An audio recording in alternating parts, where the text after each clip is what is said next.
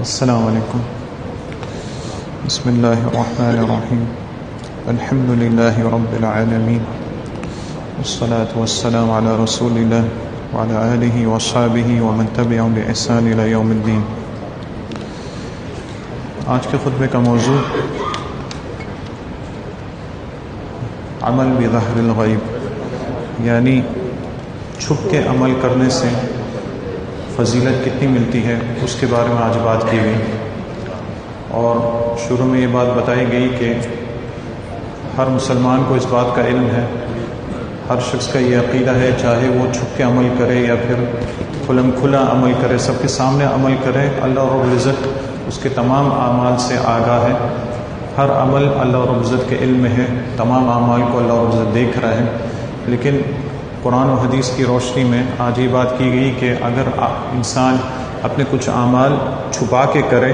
تو اس سے اسے جو فضیلت حاصل ہوتی ہے وہ علانیہ طور پر یعنی کھلم طور پر وہ عمل کرنے سے اتنی فضیلت حاصل نہیں ہوتی. اس لیے ایک انسان کو یہ رغبت رکھنی چاہیے، یہ کوشش کرنی چاہیے کہ اپنا عمل جتنا چھپا کے کر سکے تاکہ اس سے زیادہ سے زیادہ فائدہ حاصل ہو سکے. اور اس میں یہ چیز سمجھ لینی ضروری ہے کہ کچھ اعمال تو ایسے ہیں جن کا حکم ہی اس طرح ہوا ہے کہ علانیہ طور پر انسان نے کرنے ہیں، وہ اعمال چھپائے نہیں جا سکتے. مثال کے طور پہ 5 وقت کی نماز ہے، جماعت کے ساتھ ادا کرنی ہے، یہ تو چھپائے نہیں جا سکتے. لیکن کچھ نفلی عبادات ہیں اور ایسے اعمال ہیں کہ اگر انسان انہیں چھپا کے کرے تو ان میں اسے زیادہ فضیلت حاصل ہوتی ہے، زیادہ اجر و ثواب اسے حاصل ہوتا ہے. تو انہی کے بارے میں آج بات کی گئی. قرآن مجید کی آیت بتائی گئی کہ ان اللہ لا یخفی علیہ شیء فی الارض ولا فی السماء، کہ بے شک اللہ رب العزت سے آسمان و زمین میں کوئی بھی چیز مخفی نہیں ہے، کوئی بھی چیز اللہ رب العزت سے پوشیدہ نہیں ہے. اللہ رب العزت تمام چیزوں کو جانتا ہے. لیکن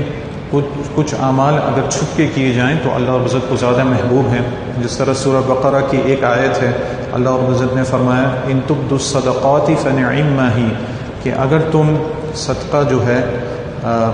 وَإِن تُبْدُوا الصَّدَقَاتِ فَنِعِمَّ ہی، کہ اگر صدقہ جو ہے آپ علانیہ طور پہ دیں، یعنی لوگ دیکھ رہے ہوں اور آپ صدقہ کریں تو یہ بہت ہی اچھی بات ہے، بہترین بات ہے صدقہ کرنا. آدمی اخلاص سے نیت سے صدقہ کرے، کوئی اس کو دیکھ رہا ہو تو یہ بہت ہی بہترین بات ہے. لیکن آگے فرمائے اس آیت میں وَإِن تُخْفُوهَا وَتُؤْتُوهَا الْفُقَرَاءَ فَهُوَ خَيْرٌ لَكُمْ، لیکن اگر آپ صدقہ کرتے ہوئے صدقے کو بالکل چھپا دیں، یعنی چھپکے سے صدقہ کریں، کسی کو بھی نہیں پتہ چلے کہ آپ نے صدقہ کیا ہے، وَتُؤْتُوهَا الْفُقَرَاءَ اور فقیروں کو دے دیں، یعنی صدقے کے جو اصل حقدار ہیں وہ فقیر ہوتے ہیں، ان کو دے دیں، فَهُوَ خَيْرٌ لَكُمْ، تو یہ آپ کے لیے اور بہتر ہے. یعنی علانیہ طور پہ صدقہ کرنا اس میں بھی اجر و ثواب آپ کے لیے ہے، لیکن اگر چھپا کر صحیح مستحق کو ڈھونڈ کر صدقہ دیتے ہیں تو یہ آپ کے حق میں اور زیادہ بہتر ہے. وَيُكَفِّرُ عَنْكُم مِّن سَيِّئَاتِكُمْ، اور اس صدقے کی برکت سے اللہ عزت آپ کے گناہ بھی معاف کرے گا. علماء تفسیر بتاتے ہیں چاہے علانیہ طور پہ آپ نے صدقہ کیا یا پھر چھپ کے آپ نے صدقہ کیا، اللہ رب العزت صدقے کی برکت سے آپ کے گناہوں کو معاف کرے گا. لیکن چھپ کے صدقہ کرنا اس آیت سے بتاتے ہیں کہ چھپ کے اعمال کرنا یہ آپ کے حق میں زیادہ بہتر ہے. جس طرح آگے اس کے بارے میں اور بھی احادیث ذکر کی جائیں گی. اور اس کی تفصیل اس کو ظہر الغیب یعنی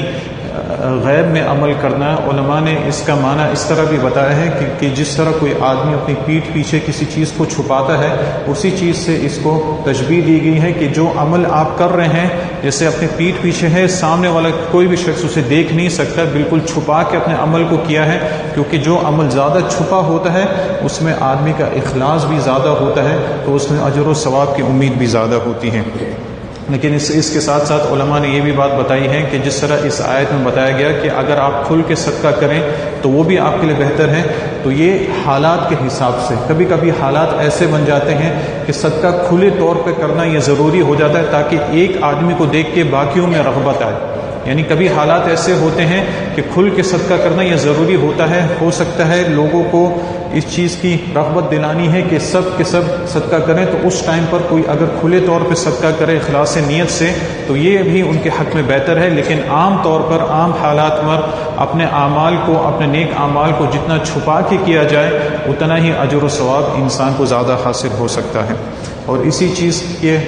چیز کے ذکر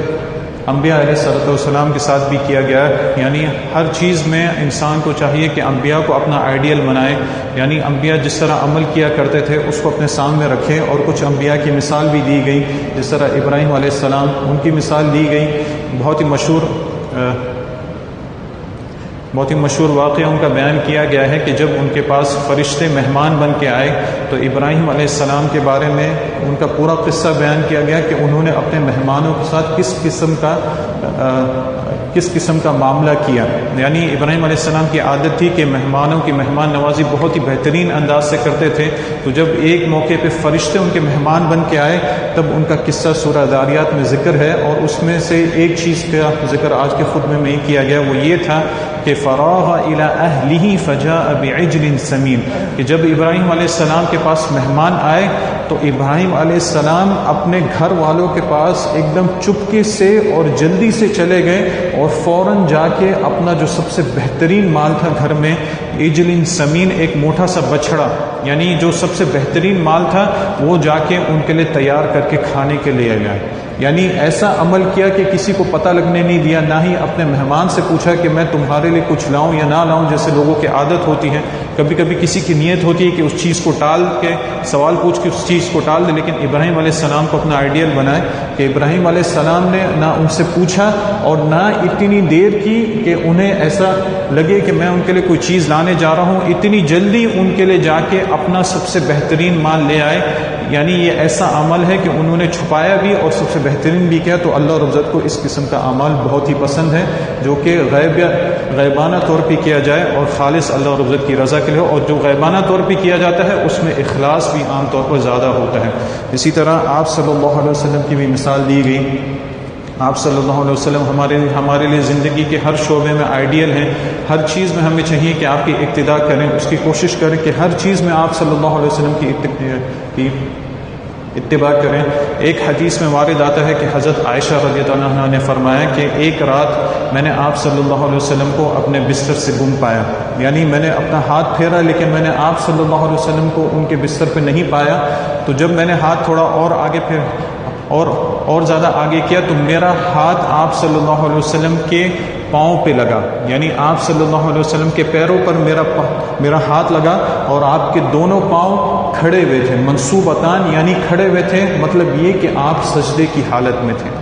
یعنی رات کا وقت ہے جبکہ سب لوگ سو چکے ہیں اور آپ صلی اللہ علیہ وسلم سجدے کی حالت میں ہیں اور آپ کی عبادت کو کوئی بھی نہیں دیکھ سکتا. حتیٰ کہ گھر میں بیوی جب آنکھ کھلی تب بیوی کو پتہ چل رہا ہے کہ آپ صلی اللہ علیہ وسلم سجدے کی حالت میں ہیں. تو حضرت عائشہ فرماتی ہیں کہ آپ اس حالت میں اللہ رب العزت سے یہ دعا مانگ رہے تھے، اللہم انی اعوذ برضاک من سخطک وبمعافاتک من عقوبتک واعوذ بک منک لا احصی ثناء علیک انت کما اثنیت علی نفسک. یعنی اللہم انی اعوذ برضاک من سخطک، اے اللہ میں تیری رضا سے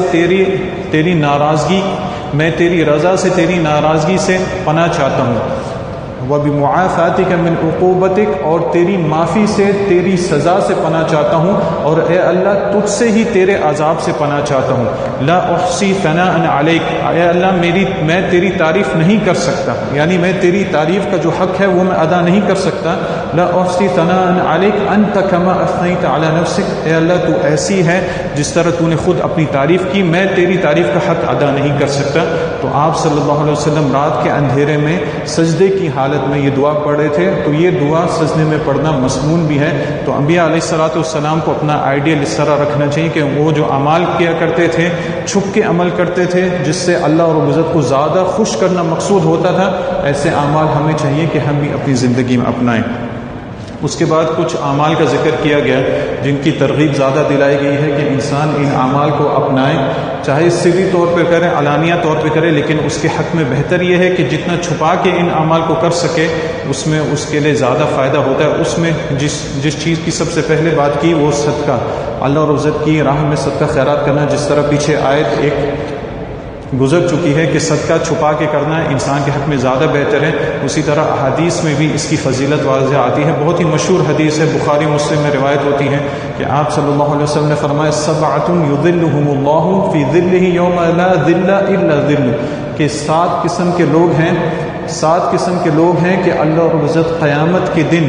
ان 7 قسم کے لوگوں کو اپنے سائے تلے رکھے گا جس دن اللہ رب العزت کے سائے کے علاوہ اور کوئی سایہ موجود نہیں ہوگا. یعنی کیونکہ اس دن کے بارے میں بہت زیادہ بیانات واقع آتے ہیں، ایک خطبے میں بیان نہیں کیا جا سکتا، لیکن ایک حدیث سے یہ ثابت ہوتا ہے کہ سورج اس دن 1 میل کے فاصلے پہ یا 2 میل کے فاصلے پہ لے آیا جائے گا. یعنی سورج جو آج لاکھوں کروڑوں میل دور ہے، قیامت کے دن 1 یا 2 میل کے فاصلے پر انسانوں کے قریب لے آیا جائے گا. تو آپ صلی اللہ علیہ وسلم نے فرمایا کہ لوگ اپنے اعمال کے حساب سے پسینے میں ڈوبے ہوں گے. کسی کا پسینہ اس کے ٹخنوں تک ہوگا، کسی کا پسینہ اس کے گھٹنوں تک ہوگا. وَمِنْهُمْ مَن يُلْجِمُهُ إِلْجَامًا، کسی کا پسینہ اس کے گردن تک ہوگا. یعنی جیسے کہ جانور کے گردن میں ایک قسم کی لگام ہوتی ہے، پسینے نے اس کو گردن سے پکڑا ہوگا، پسینہ اس کے یہاں تک پہنچا ہوگا. اور یہ قیامت کے دن واقع ہوگا، کیونکہ آپ صلی اللہ علیہ وسلم سے صحیح احادیث سے ثابت ہے. کوئی شخص اس کے بارے میں شک نہ کرے کہ سب لوگ ایک ہی میدان میں ہیں، کسی کا پسینہ اتنا زیادہ کسی کا کم. یہ اللہ رب العزت ہر چیز پر قادر ہے، اللہ جو چاہے کرے. لیکن اس موقع پر جب سورج اتنا قریب ہے تو آپ صلی اللہ علیہ وسلم نے فرمایا کہ 7 قسم کے لوگ ہیں جن کو اس دن سایہ نصیب ہوگا.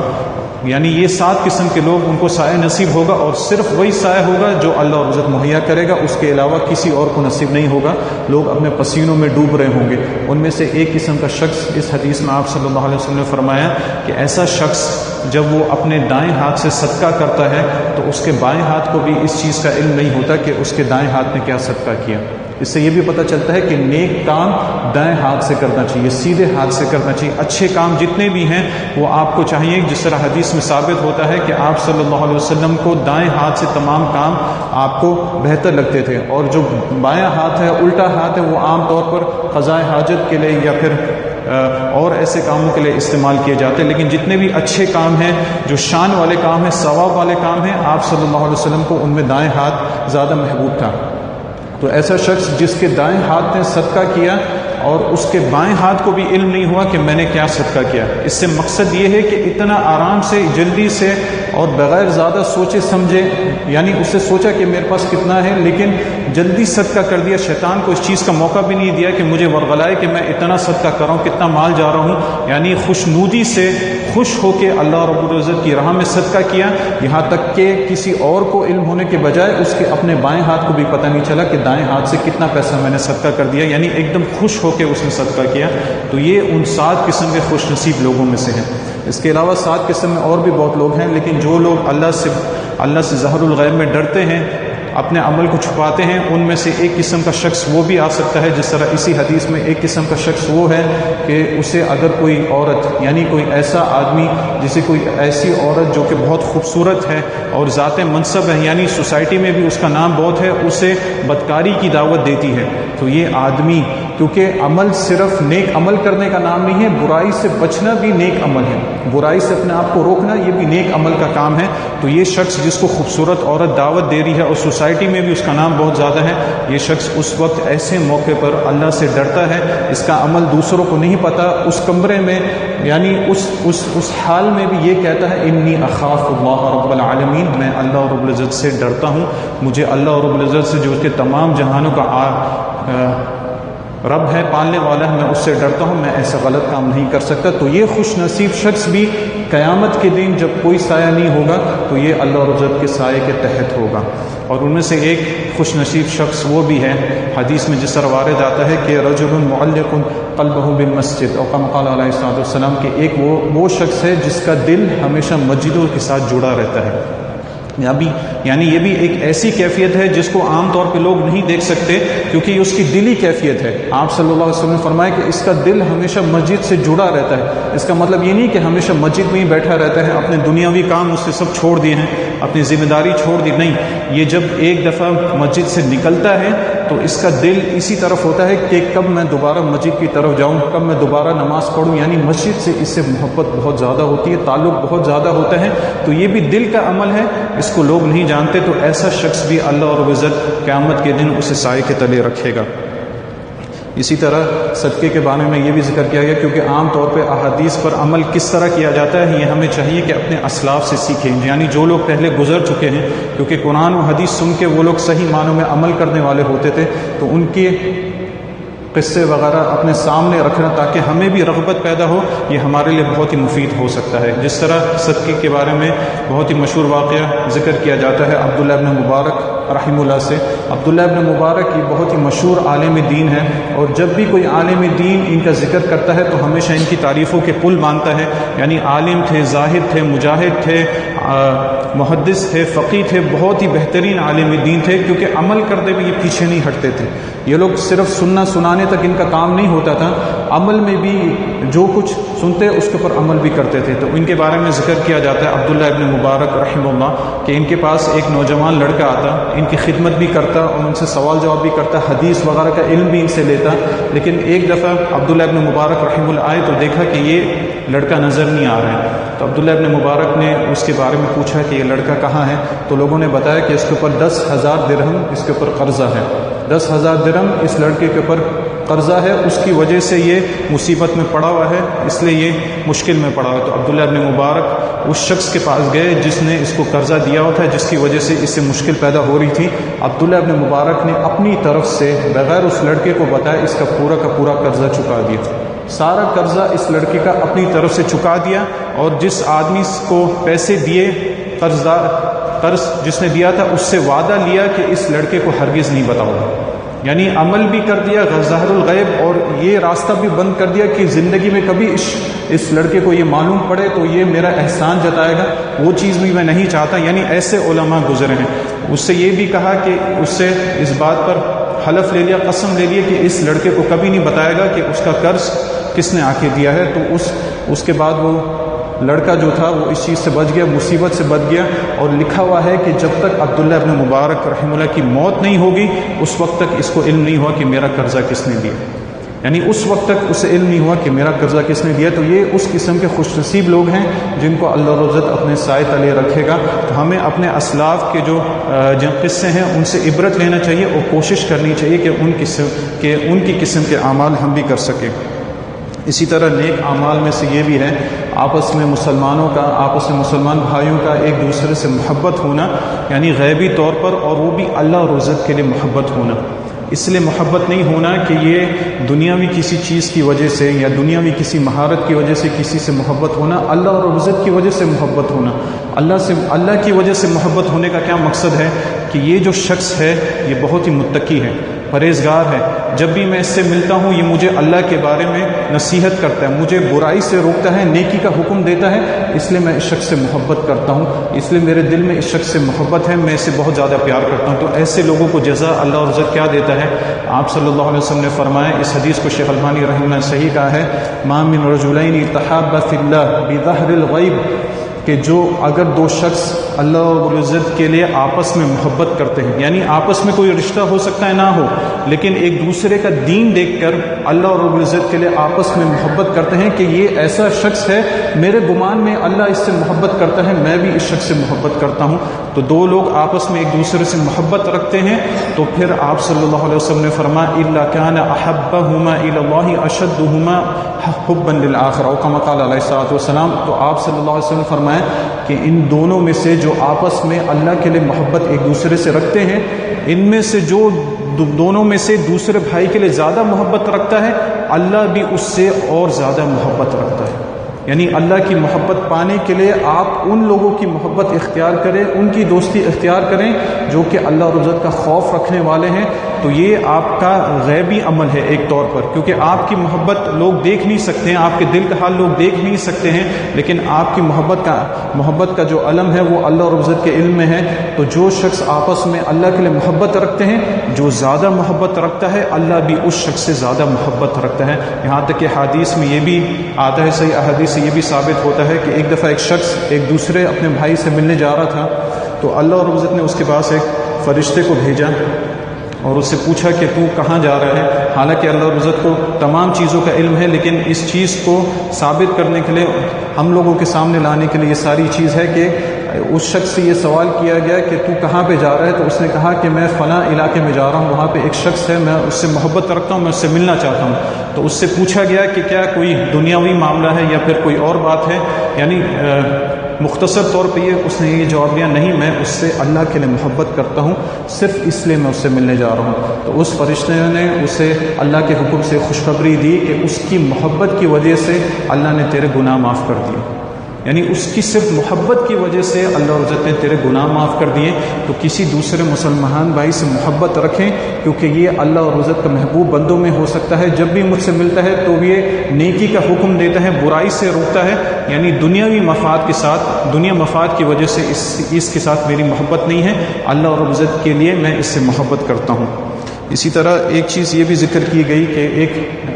ایک حق یہ بھی ہے، ایک غیبی عمل یہ بھی ہے کہ، اور یہ بہت ہی مہم چیز ہے کہ آدمی اپنے بھائی کا خیر خواہ ہو، چاہے اس کا بھائی موجود ہو یا پھر غیر موجود ہو، لیکن اس کی خیر خواہی کرے، ہمیشہ اس کے لیے اچھا چاہے۔ جس طرح ایک حدیث میں آتا ہے کہ آپ صلی اللہ علیہ وسلم فرمائے کہ ایک مسلمان کا دوسرے مسلمان پر 6 حقوق ہیں، یعنی 6 قسم کے حقوق ہیں۔ ان میں سے آپ نے یہ بھی فرمایا کہ وَيَنْصَحُ لَهُ إِذَا غَابَ أَوْ شَهِدَ أَوْ كَمَا قَالَ، آپ صلی اللہ علیہ وسلم نے فرمایا کہ اگر اس کا بھائی موجود ہو یا پھر غیر موجود ہو، اس کی خیر خواہی کرے۔ یہ ایک جامع لفظ ہے، خیر خواہی کا مطلب کہ اپنے لیے پسند کرنا، وہ اس کے لیے بھی پسند کرے، جو اپنے لیے اس کو ناپسند کرے اپنے بھائی کے لیے بھی ناپسند کرے۔ تو یہ چیز اللہ رب العزت نے ایک مسلمان کے اوپر دوسرے مسلمان کا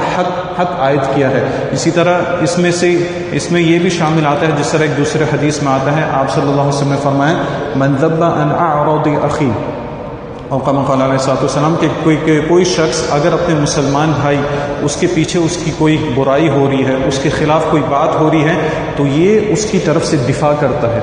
یعنی عام طور پہ ہماری مجلسیں جو ہوتی ہیں، ایک آدمی کو شکار بنا لیا جاتا ہے اور اس کے پیچھے بہت ساری باتیں کی جاتی ہے، اور اگر کوئی شخص وہاں پہ بیٹھا ہے جو جانتا ہے کہ یہ بات غلط بھی ہو رہی ہے، تب بھی وہ کہتا ہے کہ چھوڑ دو، بس بات ہونے دو۔ لیکن اس طرح کا حکم ہمیں نہیں ملا۔ اگر کوئی غلط بات ہو رہی، پہلی بات تو یہ کہ جو شخص موجود نہیں ہے اس کے بارے میں بات نہیں کی جانی چاہیے، اور اگر ایسا ہو بھی رہا ہے تو جو شخص وہاں پہ یہ ہے اسے چاہیے کہ اس چیز سے منع کرے، اور اگر وہ اپنے بھائی کی طرف سے دفاع بھی کرتا ہے اپنے علم کی وجہ سے، تو اس کا فضل بھی اسے حاصل ہوتا ہے۔ آپ صلی اللہ علیہ وسلم نے فرمایا کہ جو اپنے بھائی کا دفاع کرتا ہے، یعنی اس کے بارے میں کوئی غلط بات ہو رہی تھی اور یہ شخص وہاں پہ موجود نہیں تھا، اس نے اس شخص کا دفاع کیا، تو اللہ رب العزت پر حق ہے کہ اللہ رب العزت اس شخص کو جس نے اپنے بھائی کی طرف سے دفاع کیا ہے، اس کی طرف سے ڈیفینڈ کیا ہے کہ تم جو بول رہے ہو یہ بات اس طرح نہیں ہے، اللہ رب العزت اس شخص کو جہنم سے آزاد کرے گا۔ یعنی اللہ رب العزت پہ یہ چیز حق ہے۔ حق کا مراد یہ ہے کہ اللہ رب العزت نے خود اس چیز کو اپنے اوپر لازم کر لیا ہے کہ ایسے شخص کی جزا میں یہ دوں گا کہ اس نے اپنے بھائی کو رسوا ہونے سے بچایا ہے، اللہ رب العزت اسے جہنم کی آگ سے بچائے گا، جہنم سے اسے اللہ رب العزت محفوظ رکھے گا۔ یعنی یہ چیز بھی ایک ایسا عمل ہے جو کہ چھپا ہوا عمل ہے، اور جس کے بارے میں آپ نے دفاع کیا ہے اس کو بھی اس چیز کا علم نہیں ہوا۔ اسی طرح اور ایک بہت ہی مفید علم اور بہت ہی آسان عمل، بہت ہی آسان عمل اور بہت ہی مفید، جس سے آدمی کو دگنا فائدہ ہو سکتا ہے، وہ یہ ہے کہ اپنے بھائی کی غیبیت میں، یعنی کوئی شخص اس کو علم نہیں ہے، اس کے لیے دعا کرے۔ یعنی اپنے لیے تو انسان دعا مانگتا ہی رہتا ہے، اپنے علاوہ اپنے بھائیوں کے لیے، مسلمان بھائیوں کے لیے بھی دعا کرے۔ اس کا فائدہ ان کے بھائی بہنوں کو بھی جائے گا اور خود بخود اس کو بھی ملے گا۔ جس طرح آپ صلی اللہ علیہ وسلم نے فرمایا کہ کوئی شخص اگر اپنے بھائی کی ناموجودگی میں دعا کرتا ہے، یعنی اس شخص کو علم نہیں ہے کہ یہ میرے بارے میں دعا کر رہا ہے، تو اس کی دعا اللہ رب العزت قبول کرتا ہے۔ اور دعا قبول کرنے کی کیفیت کس طرح ہوتی ہے کہ جب یہ شخص اپنے بھائی کے لیے اس کی غیر موجودگی میں دعا کرتا ہے، تب اللہ رب العزت نے اس شخص کے ساتھ ایک فرشتہ تعین کیا ہوتا ہے، ایک فرشتہ اس کے ساتھ ہوتا ہے۔ جب یہ اس کے لیے کوئی بھی دعا کرتا ہے تو فرشتہ یہ کہتا ہے آمین، کہ اے اللہ قبول فرما، وَلَكَ مِثْلُ، اور جو تو دعا کر رہا ہے اس شخص کے لیے ویسا ہی تجھے بھی مل جائے۔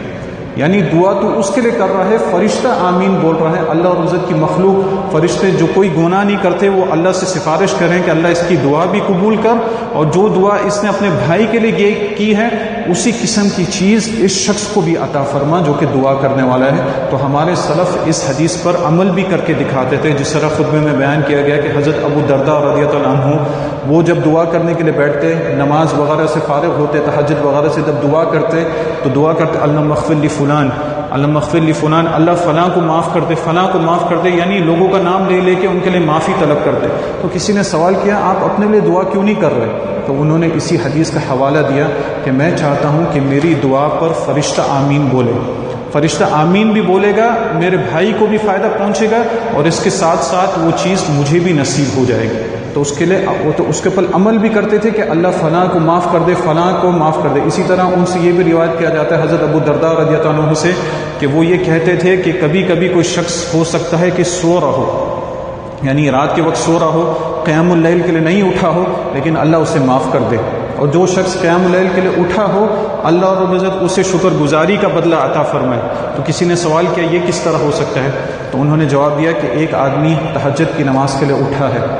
اب اس کا دعا کا وقت آیا ہے، اسے اپنے کسی بھائی کا خیال آیا جو کہ سو رہا ہو سکتا ہے اس وقت وہ نماز کے لیے بھی نہیں اٹھا ہو، تو اپنے بھائی کے لیے دعا کرتا ہے کہ اللہ اسے معاف کر دے۔ بھائی سے مطلب اسلامی بھائی، ضروری نہیں ہے کہ خونی رشتہ ہو، تمام بھائی جتنے بھی اس کے، چاہے خون کے رشتے ہوں چاہے دین کا رشتہ ہو، تمام اس کے بھائی، اس کے ذہن میں اس کا خیال آئے تو اس کے لیے دعا کیا کہ اللہ اسے معاف کر دے، اور یہ آدمی سو رہا ہے، اس کی دعا کی برکت کی وجہ سے وہ آدمی معاف کر دیا جاتا ہے، اور جو دعا کر رہا ہے اس کو بھی شکر گزاری کا بدلہ اس میں مل جاتا ہے۔ تو یہ بہت ہی بہترین عمل ہے اور آسان عمل ہے کہ آدمی اپنی بھائی کے لیے اس کی لا علمی میں، یعنی اس کی ناموجودگی میں، اس کی لا علمی میں اس کے لیے دعا کرے، تو اس کا فائدہ دعا کرنے والے کو بھی پہنچتا ہے اور جس کے لیے دعا کی جا رہی ہے اس کو بھی پہنچتا ہے، اور اللہ رب العزت کی یہاں پہ سفارشی فرشتہ بنتا ہے، دعا کرتا ہے کہ اللہ اس کی دعا قبول کر اور اس شخص کو بھی اسی طرح عطا فرما۔ اسی طرح ایک بہت ہی بہترین عمل اور ایک ایسا عمل ہے کہ پوری زندگی میں چاہیے کہ اسے رکھیں، اور جتنی پوشیدگی سے، جتنا اس کو چھپا کے کریں اتنا ہی انسان کے لیے زیادہ فائدہ مند ہے۔ وہ یہ ہے کہ تہجد کی نماز کی عادت ڈالیں، یعنی رات کا وہ وقت جب کہ عام طور پہ دنیا سو رہی ہوتی ہے، اس وقت قیام اللیل کی عادت ڈالیں، نماز پڑھنے کی عادت ڈالیں، تاکہ اللہ رب العزت اس سے راضی ہو جائے، اور اس کی فضیلت بہت ساری احادیث میں ثابت ہوتی ہیں، اور آدمی اپنا یہ عمل جتنا چھپا کے کرتا ہے اللہ رب العزت اس سے اتنا ہی زیادہ راضی ہوتا ہے۔ جس طرح ایک حدیث میں آتا ہے کہ آپ صلی اللہ علیہ وسلم نے فرمایا عجیب ربنا من رجلین، کہ اللہ رب العزت دو قسم کے لوگوں پر خوش ہوتا ہے، یعنی ان سے تعجب کرتا ہے ان کا عمل دیکھ کر، ان سے خوش ہوتا ہے، ان سے راضی ہوتا ہے ان کا عمل دیکھ کے۔ ان میں سے ایک قسم کا شخص کون ہے؟ رجل ثار من بین اہلی و فراشہ الی صلاتہ رغبۃ فیما عندی ورہبۃ مما عندی۔ ایک تو وہ قسم کا شخص ہے کہ جب رات کا وقت ہوتا ہے اپنا گرم بستر چھوڑ کر اور اپنے گھر والوں کو چھوڑ کر، یعنی اپنی بیوی سے ہٹ کر نماز میں کھڑا ہو جاتا ہے، یعنی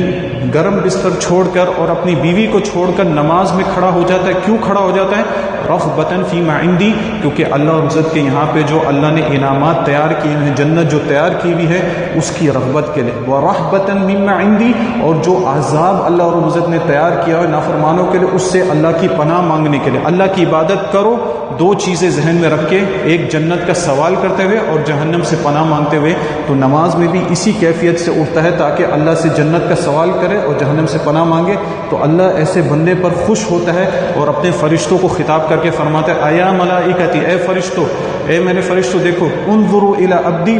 میرے بندے کو دیکھو، ثار من بین فراشی و اہلی و حبی، ثار من بین فراشی و حبی، کہ اپنے محبوب لوگوں کو چھوڑ کر، جن سے وہ پیار محبت کرتا ہے، ان کو چھوڑ کر، اپنے بستر کو چھوڑ کر نماز کے لیے کھڑا ہو گیا، نماز کے لیے کھڑا ہو گیا۔ کیوں؟ رغبتاً فیما عندی، تاکہ جو چیزیں میں نے تیار کی جنت وغیرہ اس کا مجھ سے سوال کریں، ورہبتاً مما عندی، اور جو عذاب میں نے تیار کیا ہے اس سے میری پناہ مانگے، تو اللہ رب العزت ایسے بندے سے خوش ہوتا ہے۔ اور مزید اللہ رب العزت نے ایسے لوگوں کا ذکر بھی کیا ہے قرآن مجید میں جو کہ اپنے بستر سے ہٹتے ہیں، اور اللہ رب العزت ان کے عمل سے اتنا خوش ہوتا ہے کہ اللہ رب العزت نے ان کے لیے ایسی مہمان نوازی تیار کی ہے جس کا علم کسی کو بھی نہیں ہے۔ جس طرح سورہ السجدہ کی ایک آیت میں آتا ہے، اللہ رب العزت نے فرمایا تتجافى جنوبهم عن المضاجع، یعنی یہ ایسے لوگ ہیں کہ اپنے پہلو کو اپنے بستر سے الگ رکھتے ہیں، یعنی رات کے وقت کچھ رات سو گئے، اس کے بعد تھوڑا سا آرام کرنے کے بعد اپنے پہلو کو بستر سے الگ رکھتے ہیں۔ اس سے مراد یہ ہے کہ بستر پہ نہیں جاتے، سوتے نہیں، بستر سے دور رہتے ہیں۔ کیوں؟ تتجافى جنوبهم عن المضاجع يدعون ربهم، اپنے رب کو پکارتے ہیں، خوفا و طمعا، ادھر بھی وہ دو باتیں ہیں، خوف و طمع ڈرتے ہوئے اور لالچ رکھتے ہوئے، یعنی ڈرتے ہوئے اللہ کے عذاب سے، طمع اللہ رب العزت کی جنت کی لالچ رکھتے ہوئے اللہ رب العزت کو جب پکارتے ہیں، یعنی ان کی رات اللہ رب العزت کی عبادت میں گزرتی ہے، تہجد میں گزرتی ہے، دعا میں گزرتی ہے، تو ان کا بدلہ اللہ رب العزت نے کیسا ان کو دیا۔ علماء فرماتے ہیں کہ یہاں پہ اس آیت سے یہاں پہ یہ مراد ہے کہ یہ لوگ وہ ہیں جو اپنے اعمال کو چھپا کے کرتے ہیں۔ جب لوگ سب سو جاتے ہیں اس وقت اٹھ کے تہجد کی نماز میں مشغول ہو جاتے ہیں، کسی کو اس چیز کا علم نہیں ہوتا، تو اللہ رب العزت نے ان کو ان کا بدلہ کیسے دیا۔ اگلی آیت میں اللہ رب العزت نے فرمایا فَلَا تَعْلَمُ نَفْسٌ مَّا أُخْفِيَ لَهُم مِّن قُرَّةِ أَعْيُنٍ، کہ کسی نفس کو نہیں پتا کہ اللہ رب العزت نے اس کی آنکھوں کی ٹھنڈک کے لیے اس کے لیے کیا کچھ تیار کر کے رکھا ہے۔ یعنی اللہ رب العزت نے، کیونکہ انہوں نے اپنا اعمال چھپا کے کیا، اللہ ان کے عمل سے اتنا خوش ہوا کہ اللہ رب العزت نے ان کے لیے جو مہمان نوازی تیار کی ہے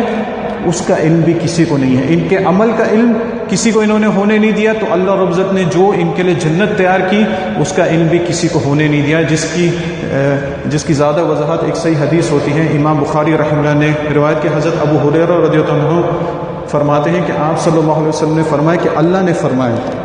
یعنی حدیث قدسی ہے کہ اللہ نے فرمایا اعددت لعبادی الصالحین، کہ میں نے اپنے بندوں کے لیے، اللہ رب العزت نے فرمایا کہ میں نے اپنے نیک بندوں کے لیے اعددت لعبادی الصالحین ایسی مہمان نوازی تیار کی ہے ما لا عین رأت، کہ جسے کسی آنکھ نے نہیں دیکھا، یعنی کسی آنکھ نے کبھی نہیں دیکھا کہ میں نے ان کے لیے جنت میں کیا کچھ تیار کر کے رکھا ہے۔ ما لا عین رأت ولا اذن سمعت، یعنی دیکھنا تو دور کی بات، کسی کانوں نے سنا بھی نہیں کہ کیا کیا چیزیں ان کے لیے تیار میں نے کی ہوئی ہیں۔ ولا خطر علی قلب بشر، دیکھنا بھی نہیں، سننا بھی نہیں، اس کا خیال بھی کسی انسان کے دل پہ نہیں گزرا کہ کس قسم کی چیزیں میں نے ان بندوں کے لیے تیار کی ہیں، اپنے نیک بندوں کے لیے میں نے تیار کر، کسی کے دل پہ خیال بھی نہیں گزر سکتا کہ ہمارے لیے جنت کس قسم کی اللہ رب العزت کتنی مہمان نوازی رکھی ہوگی۔ اور آگے مزید فرمایا ذخرا من بلہ ما اطلعتم علیہ، یعنی اس کا معنی، اس جملے کا معنی علماء نے دو معنی کی، ایک تو یہ کہ جو چیزیں تمہیں بتائی گئی ہیں ذخرا، اس کے علاوہ بہت کچھ ہے، یعنی جنت کے بارے میں تمہیں کچھ علم دیا گیا ہے، لیکن اللہ نے جو کچھ تیار کر کے رکھا ہے اس سے بہت کچھ زیادہ ہے جس کے بارے میں تمہیں بتایا نہیں گیا، اور اس کا خیال بھی تمہارے دل پر گزر نہیں سکتا کہ وہ کس قسم کا ہے۔ اور دوسرا معنی یہ بتایا گیا ہے کہ جو کچھ تمہیں بتایا گیا اس کو چھوڑ دو، یعنی تمہیں جو کچھ بتایا گیا ہے وہ تو کچھ بھی نہیں ہے، اور کتنا کچھ اللہ رب العزت نے رکھا ہوا ہے یہ نہ تم نے کبھی دیکھا ہے، نہ ہی تم نے کبھی سنا ہے، اور نہ ہی تمہارے دلوں پر اس کا خیال بھی گزر سکتا ہے۔ اس کی وضاحت ایک اور صحیح حدیث سے یوں بھی ہوتی ہے جسے امام مسلم رحمہ اللہ نے روایت کیا ہے، مشہور حدیث ہے، بہت ہی مشہور حدیث، حضرت مغیرہ ابن شعبہ رضی اللہ عنہ یہ ایک دفعہ خطبہ دے رہے تھے، تو انہوں نے خطبے میں، کیونکہ خطبے میں قرآن و حدیث ہی بیان کیے جانے چاہیے، کیونکہ خطبہ مختصر ہوتا ہے، چاہیے کہ قرآن و حدیث ہی بیان کریں اور اسی سے مسئلے مسائل وغیرہ بیان کریں۔ تو حضرت مغیرہ ابن شعبہ رضی اللہ عنہ ایک دفعہ خطبہ دے رہے تھے، تو انہوں نے آپ صلی اللہ علیہ وسلم کی ایک حدیث بیان کی کہ انہوں نے فرمایا کہ میں نے آپ صلی اللہ علیہ وسلم کو یہ فرماتے ہوئے سنا تھا، کیونکہ اس حدیث کا بھی تعلق بندوں کے اعمال سے ہے، اور اللہ رب العزت اعمال کے حساب سے انہیں جزا دیتا ہے، چھپ کے عمل کرتے ہیں اللہ بھی ان کی جزا لوگوں سے چھپا دیتا ہے، تاکہ قیامت کے دن وہ دیکھ کے وہ بالکل خوش ہو جائیں گے کہ ایسا تو ہمارے دلوں میں بھی نہیں تھا کہ ہم اس کے بارے میں سوچ بھی نہیں سکتے تھے۔ تو آپ صلی اللہ علیہ وسلم نے ایک دفعہ بیان کیا کہ ان موسیٰ سأل ربہ عز وجل ما ادنى اہل الجنت منزلۃ، کہ ایک دفعہ موسیٰ علیہ السلام نے اللہ رب العزت سے اپنے رب سے سوال کیا کہ سب سے ادنا جنتی، یعنی سب سے لو گریڈ کا جنتی، اس کی جنت کس قسم کی ہوگی، یعنی جو آدمی سب سے لو گریڈ کا جنتی ہوگا، موسیٰ علیہ السلام اس کے بارے میں اللہ سے سوال کریں، کیونکہ موسیٰ علیہ السلام اللہ سے بات کیا کرتے تھے، کلیم اللہ ہے ان سے، تو موسیٰ علیہ السلام نے اللہ سے پوچھا کہ سب سے ادنا جنتی اس کی جنت کس قسم کی ہوگی، تو اللہ رب العزت نے انہیں جواب دیا ہوا رجل یجیء بعدما ادخل اہل الجنت الجنہ، وہ ایسا شخص ہوگا جس کو سب سے آخر میں لایا جائے گا جبکہ تمام جنتی جنت میں داخل ہو چکے ہوں گے، سب لوگ جنت میں جا چکے ہوں گے، اس شخص کو سب سے آخر میں لایا جائے گا، فیقال له ادخل الجنہ، اور اسے کہا جائے گا کہ جنت میں داخل ہو جائے، یعنی آخر میں آئے گا اور اس سے کہا جائے گا کہ جنت میں داخل ہو گئے، لیکن اسے دیکھ کے اس طرح لگے گا کہ جنت تو پوری ہو چکی ہے، سب لوگ جا چکے ہیں، مجھے کوئی جگہ نہیں مل رہی کہ میرے لیے بھی جنت میں کوئی جگہ ہے، تو یہ اللہ سے سوال کرے گا اے ربی، اے میرے رب، کیفا وقد نزل الناس منازلهم واخذوا اخذاتهم، اے اللہ تمام لوگوں نے اپنی اپنی جگہ لے لی ہے، اور جتنے تحفے تحائف جتنے انعامات تھے سب نے لے لیے، تو میں کہاں پہ جاؤں، تو اللہ رب العزت کی رحمت، اللہ رب العزت کا فضل یہاں پہ دیکھیں. یہ حدیث یاد کرنے والی ہے اور عمل میں رغبت دلانے والی ہے کہ سب سے ادنا جنتی کو اللہ رب العزت کتنا انعامات دے رہے ہیں، سب سے لو گریڈ والے جنتی کو اللہ رب العزت کیا دے رہے ہیں. اور اس میں رغبت رکھنا بہت ضروری ہے، کیونکہ اصل کامیابی آخرت کی کامیابی ہے. آدمی یہ نہیں سوچے کہ میں یہ آخری شخص ہو جاؤں، زیادہ سے زیادہ اونچا مانگے، کیونکہ دنیا میں ہم زیادہ سے زیادہ مانگنے سے تھکتے نہیں، لیکن آخرت کے لیے محنت چاہیے تاکہ آخرت میں زیادہ سے زیادہ ہمیں ملے. یہ نہ سوچے کہ ہم یہ سب سے ادنا جنتی ہو جائیں، بلکہ زیادہ سے زیادہ رغبت رکھیں. تو اللہ رب العزت اس سے جواب دے گا جب وہ یہ کہے گا کہ سب کے سب جنت میں جا چکے ہیں اور جتنے تحفے تحائف جتنا کچھ لینا تھا سب لے لیے، مجھے تو کوئی جگہ نہیں مل رہی. تو اللہ اس سے کہے گا فَيُقَالُ لَهُ أَتَرْضَىٰ أَن يَكُونَ لَكَ مِثْلُ مُلْكِ مَلَكٍ مِّن مُلُوكِ الدُّنْيَا، کیا تو اس بات سے خوش ہوتا ہے کہ دنیا میں کوئی بادشاہ جس کی پوری دنیا پر بادشاہت تھی، اتنی جنت تجھے دے دی جائے؟ یعنی پوری دنیا کے برابر تجھے جنت دے دی جائے، پوری دنیا کے برابر بادشاہت کسی آدمی کے ہو تو اتنی زمین، اتنا علاقہ تجھے جنت دے دی جائے، اس سے تو خوش ہو؟ وہ فوراً کہتا ہے رضیت ربی، اللہ میں خوش ہو گیا، اے میرے رب میں راضی ہو گیا. اللہ رب العزت فرمائے گا لک ذالک، یہ تیرے لیے، یہ دے دیا. ومثلہ ومثلہ ومثلہ ومثلہ، یہ تیرے لیے اور 5 دفعہ اسی طرح اور، یعنی دنیا بھر کی جنت 5 دفعہ تیرے اور. فقال فی الخامسہ، 5ویں دفعہ جب اللہ رب العزت ومثلہ اسی طرح، تو وہ کہے گا رضیت ربی، اللہ میں راضی ہو گیا، میں راضی ہو گیا، 5 گنا دنیا بھر کے جنت. اللہ رب العزت فرمائے گا ھذا لک، یہ 5 گنا تیرے لیے ہیں. وعشرۃ امثالھا، اور 10 گنا اور، یعنی 5 گنا تو تیرے کو دے دیا دنیا بھر کے اور 10 گنا اور اس کے مزید اللہ رب العزت سب سے ادنا جنتی کو کیا دے رہا ہے؟ وَلَكَ مَشْتَهَتْ نَفْسُكَ، اور تیرا دل جو چاہے تجھے دیا جائے گا. وَلَذَّتْ عَيْنُكَ، اور تیری آنکھ جس چیز سے ٹھنڈی ہوتی ہے وہ بھی تجھے دی جائے گی. بندہ بولتا ہے رضیت ربی، اللہ میں راضی ہو گیا، اللہ میں راضی ہو گیا. اللہ رب العزت ہر چیز پر قادر ہے. اللہ رب العزت سے سوال کریں، جنت کا سوال کریں، اونچے سے اونچے مقام کا سوال کریں، یہ سب سے ادنا جنتی ہے. اور جنت کے بارے میں صحیح احادیث سے ثابت ہوتا ہے کہ جنت میں بالش بھر کی جگہ، بالش بھر یعنی ایک ہاتھ بھر کی جگہ، اس کی قیمت پوری دنیا اور دنیا میں جو کچھ ہے وہ اس کی قیمت ادا نہیں کر سکتی. یعنی اتنی سی جگہ، اور یہ سب سے ادنا جنتی کو اللہ دنیا بھر کے 15 گنا بلکہ اس سے بھی زیادہ اللہ اس شخص کو دے رہا ہے. وَلَكَ مَشْتَهَتْ نَفْسُكَ، اور جو تیرا دل چاہے وہ بھی ملے گا. وَلَذَّتْ عَيْنُكَ، اور جس کو تیری آنکھوں سے جو چیز، اور تیری آنکھیں جس چیز سے ٹھنڈی ہوتی ہیں وہ بھی تجھے دی جائے گی. بندہ فوراً بولتا ہے رضیت ربی. تو موسیٰ علیہ السلام اللہ کے نبی ہیں، یعنی ان کا عمل کوئی بھی کم نہیں ہے، ان کا عمل بہت زیادہ ہے، اور انبیاء کا عمل تمام لوگوں سے سب سے زیادہ ہوتا ہے، یعنی اجتہاد کرنے میں سب سے زیادہ ہوتے ہیں. تو فوراً اللہ سے سوال کیا یا ربی فعلاہم منزلہ، یہ تو سب سے ادنا تھا، سب سے اونچی منزل والا کیسا ہوگا جس کو سب سے اونچی جنت دی جائے گی. یعنی ادنا کو اتنی دی جا رہی ہے کہ آدمی سوچ بھی نہیں سکتا ہے کہ اتنی زیادہ جنت اسے ملے، اتنی زیادہ جگہ اسے ملے، اور جو چاہے وہ اسے دیا جائے گا. تو موسیٰ علیہ السلام نے فوراً سوال کیا کہ یا ربی فعلاہم منزلہ، اے اللہ سب سے اونچی منزل والے. تو ان کے بارے میں اللہ رب العزت نے جنت کے بارے میں نہیں بتایا، اللہ رب العزت نے یہ بتا دیا اولئک الذین اردت ورثت کرامتہم بیدی، وہ ایسے لوگ ہیں کہ جن کی مہمان نوازی میں نے اپنے ہاتھ سے تیار کی ہے. یعنی اللہ رب العزت نے جو اونچے مقام والے جنتی ہیں میں نے اپنے ہاتھ سے ان کی مہمان نوازی تیار کی ہے. وہ ختمت علیہا، اور میں نے اس کے اوپر مہر لگا دی ہے. کس قسم کی مہر لگا دی؟ فلم تری اعین، کسی آنکھ نے ان کو نہیں دیکھا، کسی آنکھ نے ان کی مہمان نوازی کو نہیں دیکھا. ولم تسمع اذن، کسی کان نے ان کے بارے میں نہیں سنا کہ ان کی مہمان نوازی میں نے کس طرح جنت میں تیار کی ہے. ولم تخطر علی قلب بشر، اور کسی انسان کے دل پہ ان کا گمان بھی نہیں گزر سکتا کہ یہ جنت ایسے ایسے ہو سکتی ہے. ادنا کو تو بتا دیا اللہ رب العزت نے، لیکن جو سب سے اونچا مقام ہے اس کے بارے میں اللہ رب العزت نے فرمایا کہ میں نے خود اپنے ہاتھ سے تیار کیا ہے ان کی مہمان نوازی، کیونکہ ان کے اعمال اتنے بہترین ہوتے تھے، سری طور پہ علانیہ طور پہ ان کے اعمال بہت بہترین ہوتے تھے. میں نے خود ہی تیار کیا اور اس کے پر مہر لگا دی، نہ کوئی دیکھ سکتا ہے، نہ کوئی سن سکتا ہے، نہ ہی خیال ان کے دل میں آ سکتا ہے. پھر آپ صلی اللہ علیہ وسلم قرآن مجید کی آیت تلاوت فرمائی وَمِصْدَاقُهُ فِي كِتَابِ اللَّهِ، اور اس حدیث کی تصدیق قرآن مجید سے بھی ہوتی ہے. فَلَا تَعْلَمُ نَفْسٌ مَا أُخْفِيَ لَهُ مِنْ قُرَّةِ أَعْيُنٍ، کہ کسی نفس کو، کسی جان کو نہیں پتا کہ اللہ رب العزت نے اس کی آنکھوں کی ٹھنڈک کے لیے کیا کچھ تیار کر کے رکھا ہوا ہے. اس لیے نیک اعمال میں رغبت رکھیں، اللہ اور عزت کی جنت میں رغبت رکھیں، اور سری طور پہ علانیہ طور یعنی جہری طور پہ یا پھر سری طور پہ عمل کریں، لیکن جو عمل غیب ہے جن کا ذکر کیا گیا جیسے دعا ہے، صدقہ خیرات ہے، ذکر اذکار ہے، تہجد کی نماز ہے، ان کو زیادہ اپنائیں کیونکہ ان میں اخلاص زیادہ ہوتا ہے، اور ان کو اپنی پوری زندگی میں مستقل طور پہ رکھنے کی کوشش کریں، اور خاص طور پر اپنے لیے بھی دعا کریں اور اپنے بھائیوں کے لیے بھی اس بات کی دور کریں، اور یہ دعا کریں کہ اللہ اور عزت ہمیں اعلیٰ جنتیوں میں مقام عطا فرمائے، اللہ عزت ہمارے نیک اعمال کو قبول فرمائے اور ہمارے گناہوں سے لغزشوں سے عفو درگزر فرمائے، آمین یا رب العالمین۔